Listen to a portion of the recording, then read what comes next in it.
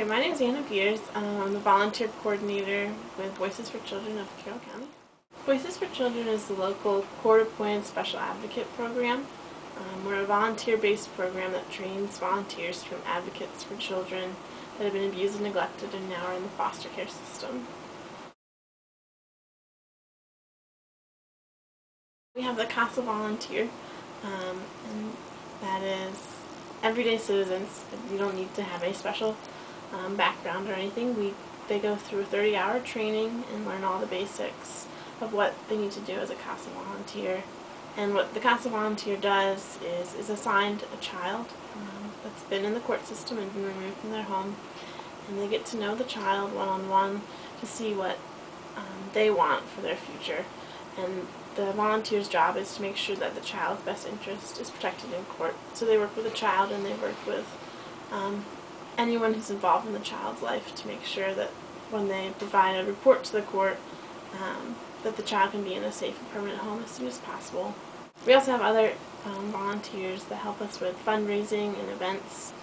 As a nonprofit, we're always looking to find money to fund our programming, so we have volunteers that come in and help with our events that we have around the county, as well as office volunteers to help us with office work, and community outreach volunteers that will go out with us when we set up tables. My name is April Mongan. I have been with Voices for Children for about 1.5 years now. I've been the volunteer supervisor since November. We live in a great community, but it is difficult to find volunteers that will commit to such a volunteer position. The training process is about 35 hours, so that takes a lot of time from your family, away from different things that you're doing in your life for busy people. But we do have amazing volunteers that do commit.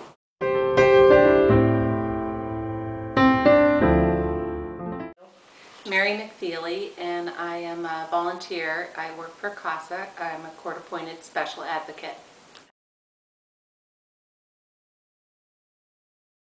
I've been involved with adoption and foster care for years. My youngest daughter is adopted, and I also fostered a young boy, 15-year-old, from Carroll County a few years ago.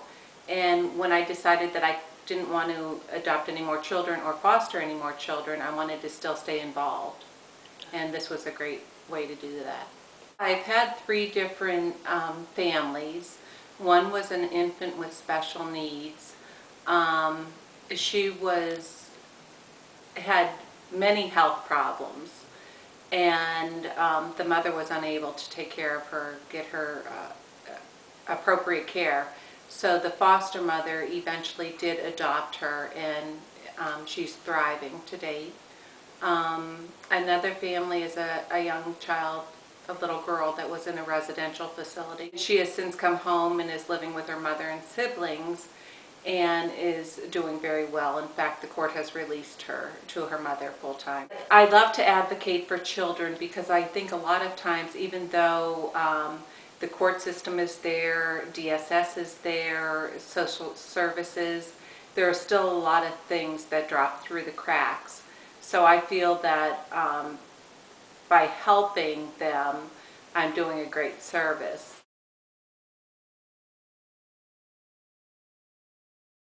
Involved in something, and many of us, especially in today's economy, it's hard to give monetarily. So I think volunteering your time, especially for the children who are going to be America's future, is very important. You won't realize the impact that you've made in a child's life probably until years down the road. But I know when I go to an event or the school of one of my children and they run up to you with a big smile and hug, it's all worth it.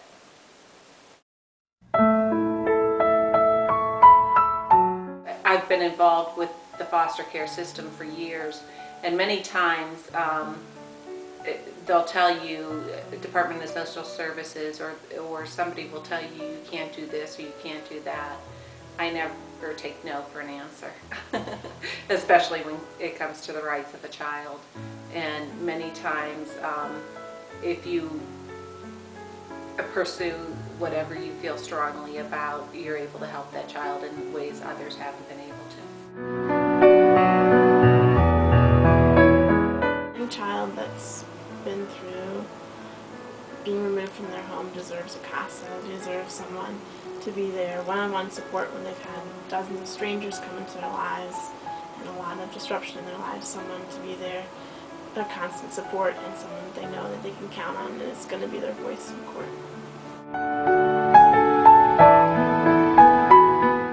It's an amazing adventure. I mean, just to have a relationship with the volunteers, to see the whole court process, and the children, to meet the children, and you know, they come into the office, and you know, you see them in court, and it's a very difficult time. And I mean, I've seen, you know, children from newborn all the way up to age 21.